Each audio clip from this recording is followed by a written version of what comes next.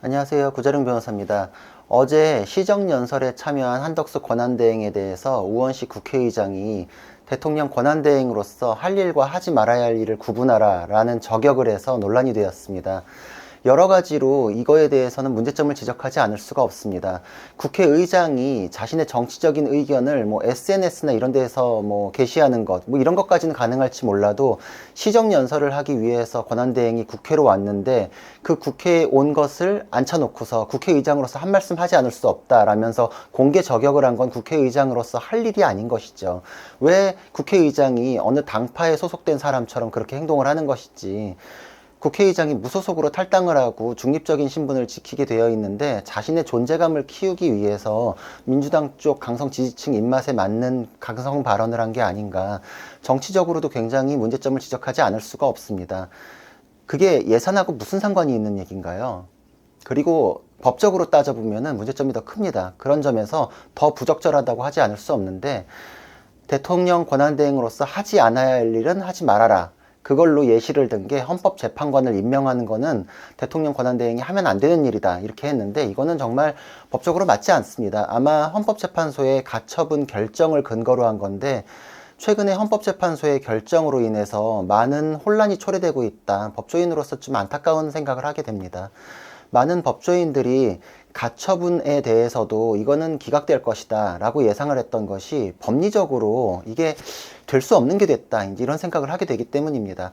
첫 번째로 대통령 권한대행에 대해서는 임명권이 있는 거 우리가 다 지켜봤습니다. 심지어 대대행도 헌법재판관을 임명을 했고 그때 민주당이 원하는 정계선 재판관이 임명이 되니까 민주당에서 환영했지 않습니까? 대대행도 임명을 할 수 있는데 권한대행은 임명을 할 수 없다 라는 논리는 정말 찾아볼 수가 없는 것이고 헌법에서는 대통령 권한대행이 임명하는 거에 대해서 조항을 달리 두고 있지 않아요.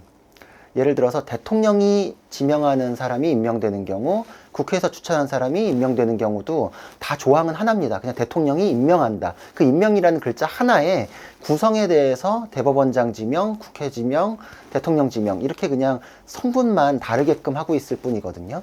그러니까 임명이라는 글자가 단 하나밖에 없는데 정계선이 임명될 때는 가능하고 함상훈이나 이완규가 임명될 때는 안 된다? 그거에 대한 근거는 찾아볼 수가 없어요. 그리고 헌법에서는 대통령 권한 대행이 대통령의 사고 권리에 있어서 권한을 대행한다라는 것이 있거든요. 지금은 명백하게 헌법재판소 결정으로 대통령이 권리된 상태가 맞거든요. 이런 상태에서 대통령에게 있는 권한을 대통령 권한 대행이 할 수 있는지 없는지에 대해서 논란이 있다? 그럼 군 통수권 지금 현재 누구한테 있나요? 임명, 지명에 대해서 다 개별별로 따져봐야 되면은 대통령 권한은 어떻게 지금 존재하고 있는 건가요? 명백하게 거리가 된 상태에서도 논란이 있을 수 있다. 이런 식으로 해서 권한을 행사하지 못하게 하는 것. 그거는 사실 헌법재판소가 스스로 정치행위를 했다라는 생각밖에는 들지 않습니다. 결국은 헌법재판소가 자신들이 결정해서 자신들의 재판관이 들어오는 사람을 스스로 결정을 해버리는 거예요.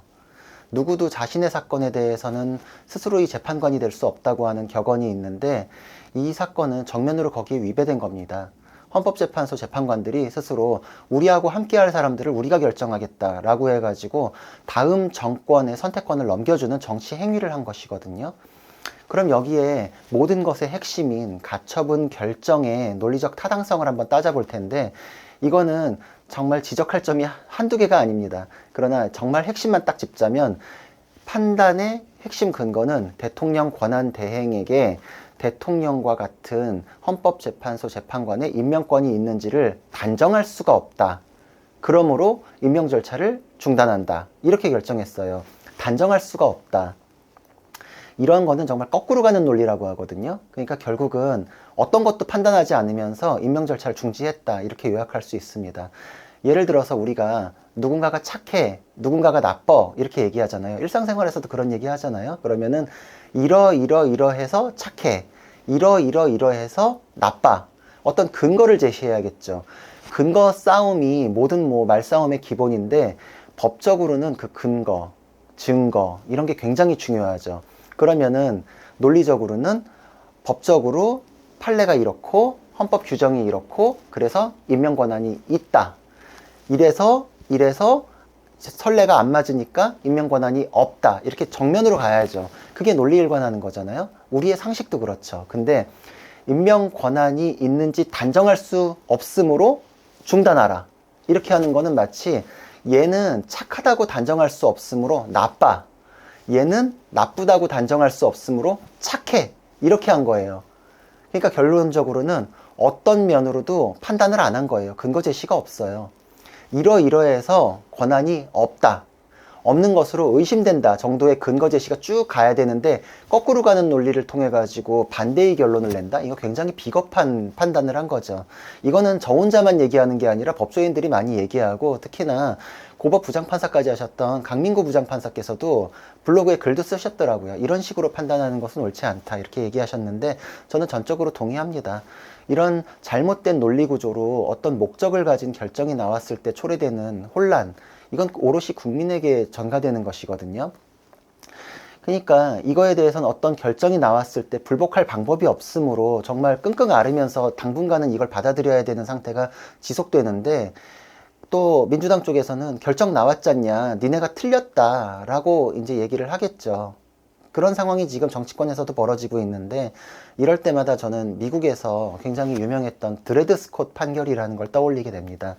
드레드 스콧 판결은 흑인이 나에게 자유시민권이 있다는 걸 인정해달라, 나는 노예가 아니다 라고 주장하면서 사건화가 됐던 것인데 미국의 연방대법원에서 여러 가지 정치 지형이나 남과 북의 대립관계를 고려해 가지고 정치적인 판결을 해요. 어떻게 판결했냐면 흑인 노예는 백인 소유주의 소유물이므로 물건이라서 사람이 아니다. 그러니까 권리를 논할 수 없다. 이렇게 판결을 했어요, 실제로. 그 판결이 유효하던 시기에는 많은 법률가들이 흑인도 사람인데 흑인에게도 시민권이 있는데 그러니까 이 판결은 흑인에게도 시민권을 인정하는 걸로 나와야 합니다 라고 주장했던 사람들이 틀렸다라는 공격을 받았어요. 판결이라는 거는 그래서 바뀌게 되는 겁니다. 예전에 합헌이었던 게 위헌으로 바뀌고 위헌이었던 게 합헌으로 바뀌는 과정들 많이 보셨죠? 여러분들이 의견을 형성하는 것이 전체 국민의 뜻이 되고 결국은 판결까지도 바꾸게 될 수 있습니다. 지금 현재 나와 있는 판결이 만고불변의 진리는 아니에요. 이거에 대해서 법적으로 맞고 틀리고를 따질 수 있어야 합니다. 그리고 그거에 대해서 여러분들에게 논리를 제공하고자 하는 게 제 또 역할이라고 생각을 해요. 저는 아까 말씀드렸죠. 거꾸로 가는 논리에 의해서 일단 결정 났으니까 그냥 받아들이고 그거에 대해서 입도 뻥끗하지 마라. 그리고 내가 그걸 근거로 삼아가지고 누군가를 저격하는 거, 니네는 틀렸으니까 아무 얘기하지 마라. 안 틀렸어요. 여러분이 옳습니다. 여러분들이 임명 과정을 보셨고 헌법 과정을 보셨고 헌법 조문을 보셨기 때문에 스스로 판단하실 수 있고 어디에서든 이런 근거를 대면서 논리정연하게 맞서서 대응하실 수 있을 거라고 생각합니다. 그러니까 이런 배경 지식들을 알고 어제의 우원식 국회의장의 그 발언을 또 보면은 잘못된 걸 더 명백히 알 수 있겠죠. 저는 국회의장이 장소도 잘못됐고 내용도 잘못됐고 발언에 그 책임을 져야 되기 때문에 그런 발언을 거기서 하는 것은 옳지 않았다. 법적으로도 맞지 않다고 생각을 합니다. 저는 그래서 되돌려주고자 합니다. 국회의장으로서 할 말이 있고 안 할 말이 있다. 안 할 말은 하지 않았어야 한다. 이상입니다.